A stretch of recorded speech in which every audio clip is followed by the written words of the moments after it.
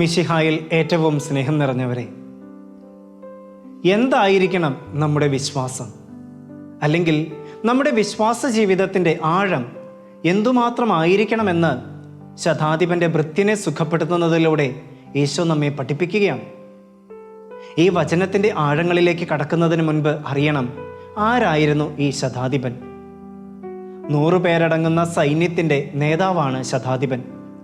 ഇവിടെ തൻ്റെ ഭൃത്യന് വേണ്ടിയാണ് ആ മനുഷ്യൻ ഈശോയെ സമീപിക്കുന്നത്.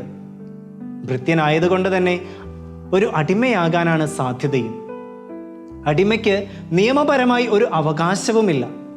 അതിനാൽ തന്നെ ഉടമയ്ക്ക് അവരെ തല്ലാം, വേണമെങ്കിൽ ക്രൂരമായി പീഡിപ്പിച്ചു കൊല്ലാം. അക്കാലത്ത് അടിമകളോട് ഏറ്റവും നീചമായാണ് ഉടമകൾ പെരുമാറിയിരുന്നത്. അടിമ ഒരു മനുഷ്യനാണെന്ന ചിന്ത പോലും ഉണ്ടായിരുന്നില്ല. പണിയെടുപ്പിക്കാനും തല്ലാനുമുള്ള വെറുമൊരു ഉപകരണമായാണ് അവരെ കണ്ടിരുന്നത്. അങ്ങനെയുള്ള സാഹചര്യങ്ങൾ നിലനിൽക്കുമ്പോഴാണ് അവിടെ വിജാതീയനും കൂടിയായ ഈ ശതാധിപൻ വ്യത്യസ്തനാകുന്നത്. തൻ്റെ ഭൃത്യൻ്റെ സൗഖ്യം യാചിച്ചുകൊണ്ട് കർത്താവിനെ സമീപിച്ചപ്പോൾ അവിടുന്ന് പറയുന്നു, ഞാൻ വന്ന് അവനെ സുഖപ്പെടുത്താം.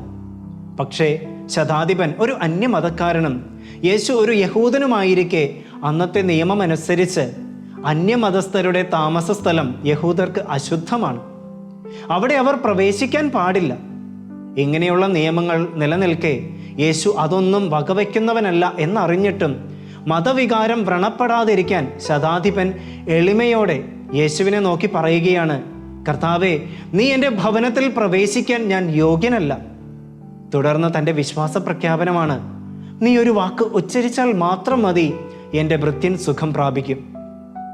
ഈ പ്രപഞ്ചത്തെ മുഴുവൻ ഉണ്ടാകട്ടെ എന്നൊരു വാക്കിനാൽ എല്ലാം സൃഷ്ടിച്ച അങ്ങയുടെ ഒരു വാക്ക് മാത്രം മതി, എൻ്റെ ഭൃത്യൻ സുഖം പ്രാപിക്കും. ഇതായിരുന്നു ആ മനുഷ്യൻ്റെ വിശ്വാസത്തിൻ്റെ ആഴം എന്ന് പറയുന്നത്. വചനത്തിൻ്റെ വെളിച്ചത്തിൽ 2 ചിന്തകൾ നമുക്ക് ധ്യാനിക്കാം.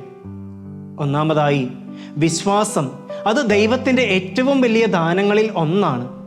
അവിടുത്തെ കരുണയും സ്നേഹവും വാത്സല്യവുമെല്ലാം നാം നമ്മുടെ വ്യക്തി ജീവിതത്തിൽ അനുഭവിച്ചറിയണമെങ്കിൽ, അല്ലെങ്കിൽ ഈശോയോട് ചേർന്ന് എൻ്റെ ജീവിതം മുന്നോട്ട് നയിക്കണമെങ്കിൽ ആഴമേറിയ വിശ്വാസം എനിക്ക് ഉണ്ടായേ തീരൂ.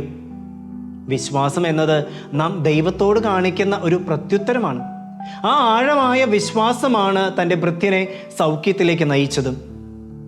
വചനത്തിലൂടെ കടന്നു പോകുമ്പോൾ വിജാതീയനായ ശതാധിപന്റെ ദൃഢമായ വിശ്വാസം കണ്ട് കർത്താവ് പോലും ആശ്ചര്യപ്പെട്ട് പറയുകയാണ്, ഇതുപോലുള്ള വിശ്വാസം ഇസ്രായേലിൽ ഒരുവനിൽ പോലും ഞാൻ കണ്ടിട്ടില്ല എന്ന്.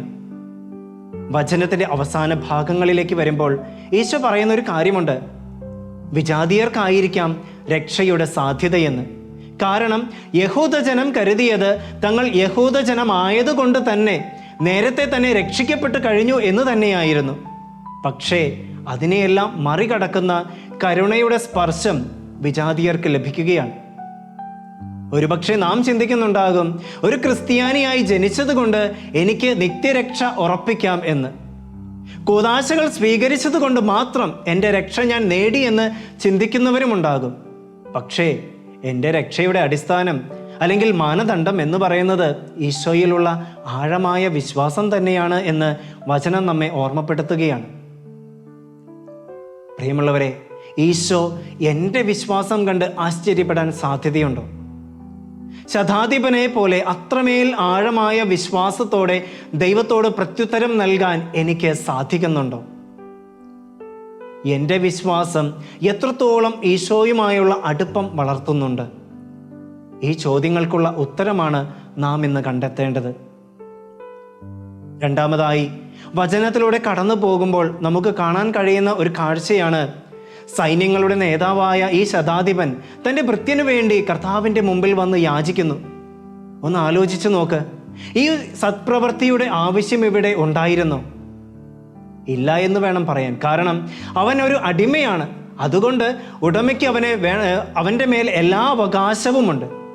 അവനെ എന്ത് വേണമെങ്കിലും ഉടമയ്ക്ക് ചെയ്യാം. ആരും ഒന്നും ചോദിക്കാനോ പറയാനോ വരില്ല. പിന്നെ എന്തിന് ഇങ്ങനെ ഒരു പ്രവൃത്തി ചെയ്തു?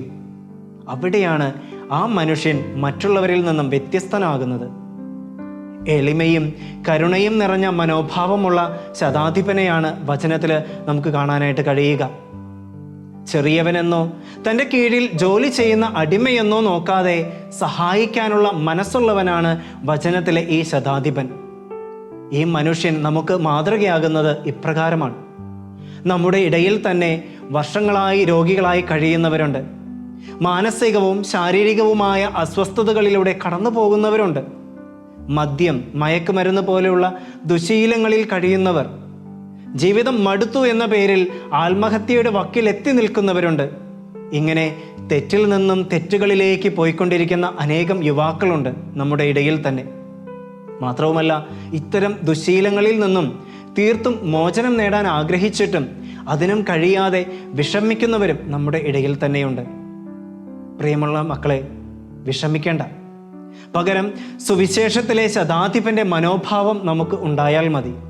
എളിമയോടെ, വളരെ ആഴമായ വിശ്വാസത്തോടെ അവർക്ക് വേണ്ടി കർത്താവിൻ്റെ സന്നിധിയിൽ നാം അണയുമ്പോൾ തീർച്ചയായും നമ്മുടെ ചുറ്റുമുള്ളവരിലേക്ക് കർത്താവിൻ്റെ പ്രകാശം കടന്നു ചെല്ലും.